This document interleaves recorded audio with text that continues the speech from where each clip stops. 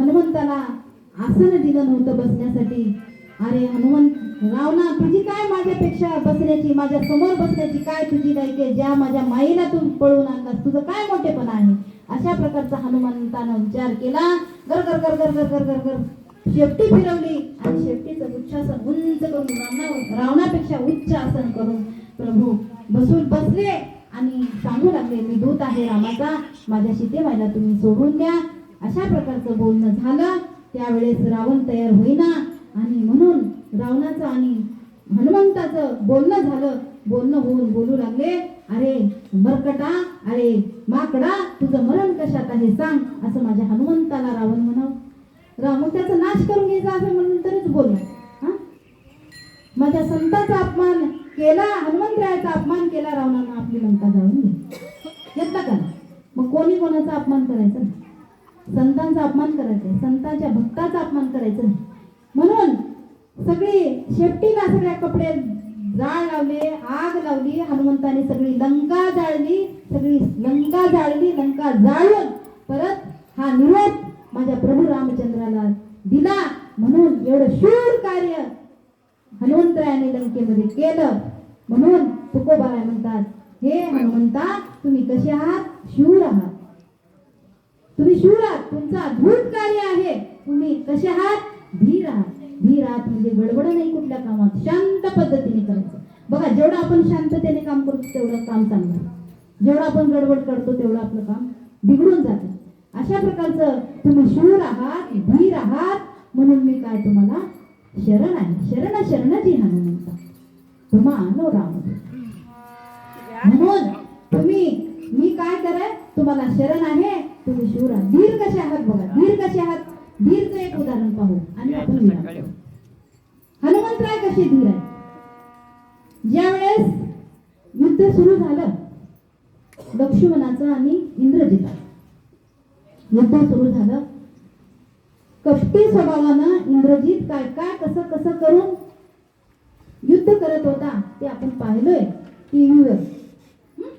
टीव्हीवर पाहिलोय आपण. किती ढगात जायचा रथ घेऊन, गायब व्हायचा, बाण सोडायचा, गायब व्हायचा. एवढ्या शक्त्या त्या इंद्रजिताकडे भरपूर शक्त्या होत्या. आणि तेवढा हनुमंतांना लक्ष्मणाला उचलून घ्यावा आणि तिथं जावं, लक्ष्मणाला उचलून घ्यावा हनुमंताने तिथं जावं आणि युद्ध खेळावं. आणि असे युद्ध खेळत असताना इंद्रजिताचा बाण लक्ष्मणाला लागला. लक्ष्मणाला बाण लागला. लक्ष्मण मूर्छित झाले आणि मूर्छित होऊन पडल्याबरोबर हनुमंताने रामप्रभूकडे लक्ष्मणाला घेऊन आला. रामप्रभू दुःख खूप झालं रामप्रभूंना. काय माझ्या मातेला मी तोंड दाखवू, माझ्या भावाचा प्राण गेला तर मी जिवंत कसा जाऊ. बघा, एक भाऊ कसा असावा हे रामायणामधून पाहायला मिळते. म्हणून याच्यासाठी रामायणाची कथा लावायला, याच्यासाठी भागवत महापुराण लावं, याच्यासाठी संतांचे चरित्र हवं की यातून आपल्याला जगावं कसं हे शिकायला मिळतं. म्हणून दुःख करू लागले प्रभू रामचंद्रासाठी. तसलं राज्य सोडून लक्ष्मण सोबत आले. कसा भाऊ, भरतासारखा भाऊ नाही, लक्ष्मणासारखा भाऊ नाही, रामासारखा भाऊ नाही, रामासारखा पुत्र नाही. हे सगळे आदर्श घेण्यासाठी. तर म्हणू लागले, आता काय करू मी, माझ्या लक्ष्मणाला कसा प्राण वाचवू. म्हणून भगवंत अश्रू, लक्ष्मणाचं डोकं आपल्या मांडीवर घेऊन अश्रू गाळू लागले. हनुमंतरायला पावत नव्हतं. हनुमंतराय धीर देतात, देवा दुःख करू नका, काहीतरी मी मार्ग काढेन, तुम्ही शांत व्हा, धीर धरा. अशा प्रकारचं धीर प्रभू रामचंद्रांना हनुमंतराय देऊ लागले, म्हणू लागले. आणि काय करता येईल विभीषणाला विचारलं. म्हणे लंकेमध्ये सुषेण नावाचा डॉक्टर आहे म्हणे, वैद्य, आणि त्याला तुम्ही जर घेऊन आलात तर आपलं कार्य होईल म्हणे. मग कसं आणायचा, कसं आणल्यामुळे जय श्रीराम म्हटलं की उड्डाण केलं हनुमंत, उड्डाण केलं. शिव उड्डाण केलं बरोबर शोध लावला. कुठं आहे सुषेण वैद्य, घर कुठं आहे. मग आता का डॉक्टरला घ्यावा का दवाखाना घ्यावा सोबत. डॉक्टर घेतलं नाही, दवाखाना सहितच उचलला. दवाखानाच उचलला बरं का, दवाखानाच उचलला म्हणजे कुठली कुठली व्यवस्था नको, ऑक्सिजन पाहिजे का सगळं पाहिजे असेल तर तिथं सोबत राहा. हनुमंतानी असा हात घातला आणि दवाखाना सोबत घेतला, डॉक्टर सोबत घेतला, सगळं घेऊन निघाले. आल्याबरोबर ठेवला. त्या डॉक्टरला माहित बी नाही मी कुठं आलोय ते. प्रभू रामचंद्र समोर हनुमंताने आणून ठेवल्याबरोबर प्रभू रामचंद्र उठला. तो डॉक्टर जागी झाला. वैद्य मी कुठं आलो बघायला. कुठं आलो नाही, तू योग्य ठिकाणी आलास म्हणते हनुमंतराय.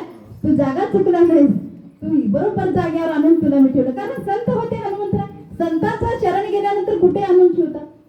मग प्रभू रामचंद्रासोबत आणले. मग सांगितलं काय बोल आता, म्हणजे माझ्या पेशंटचा कसं इलाज करणार तुम्ही, दुरुस्त करा माझ्या लक्ष्मणाला, काय पाहिजे ते मागा. म्हणजे अशक्य आहे, ते शक्य नाही. काय पाहिजे, संजीवनी बुटी पाहिजे. मग कसं आहे, कुठं आहे ती, फार दूर आहे म्हणे आणि ती आणू शकत नाही म्हणे. द्रोणागिरी पर्वत तुम्ही आणू शकत, पर्वतावर आहे तुम्ही आणू शकत नाही, ते इथं होत नाही, ते काही शक्य नाही. अरे बाबा तू प्रयत्न तर कर, मी आहे की. आता डॉक्टर प्रयत्न सोडून दिल्यावर देवाच्या हातात असते का नाही. ते डॉक्टर म्हणतात मग देवाच्या हातात आहे, आमच्या हातात नाही. मग देव होते तिथं.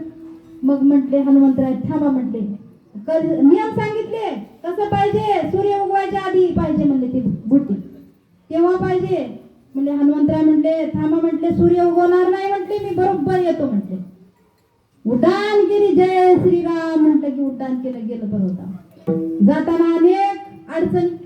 हा सोपा आहे का मार्ग, सोपा आहे का हा मार्ग, आपण इथं आले हा सोपा आहे का. आपल्याला अनेक अडचणी, भजनाला यावं म्हणजे दुनियाची अडचणी आपल्याला मागे. लेकर आहे, बाळ आहे, संसार, नवरा, स्वयंपाक केली नाही, हे केली नाही, ते केली नाही. बघायचं गुरुजी आले त्यालाच म्हणा, आजच म्हणते मला स्वयंपाक करून दिली नाही.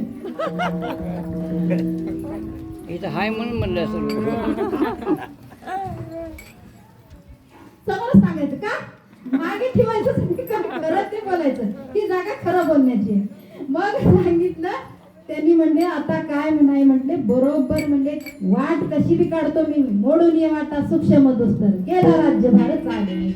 सूक्ष्म वाट सगळ्या वाटा अवघड हनुमंतानी जय प्रभू रामचंद्राच्या नावानं पार केल्या.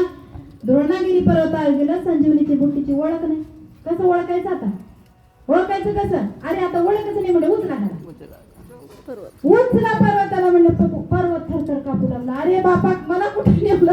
आता बघा तुम्ही, आपल्याला नुसतं भूकंप झाल्यावर कसं होतंय, घर हल्ल्यावर नुसतं धडधड केलं तरी अजून भूकंपाची आठवण येते का नाही आपल्याला. मग त्याला पर्वत घाबरू लागला. नाही नाही मी योग्यच ठिकाणी तुला घेऊन चला, आणि तुला इथं आणून ठेवतो बाबा, घाबरू नकोस म्हटलं पर्वताला.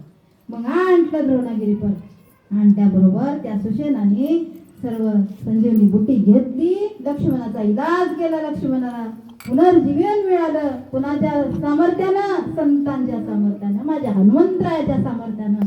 म्हणून कसे आहेत हनुमंतराय, तुम्ही शूर आहात, धीर आहात, स्वामीच्या कार्यात सजग आहात. अशा प्रकारे मग हनुमंता तुम्ही कोण तर आहात, तर महारुद्रा. तुका म्हणे रुद्रा अंजनेची या कुमरा, तुम्ही काय महारुद्र आहात, शंकराचा अवतार आहात, तुम्ही सामान्य नाही. अशा प्रकारचं तुकोबर आहे. म्हणून मी तुम्हाला शरण आहे. अभंगाच्या शेवटच्या चरणात भैरवी म्हणा.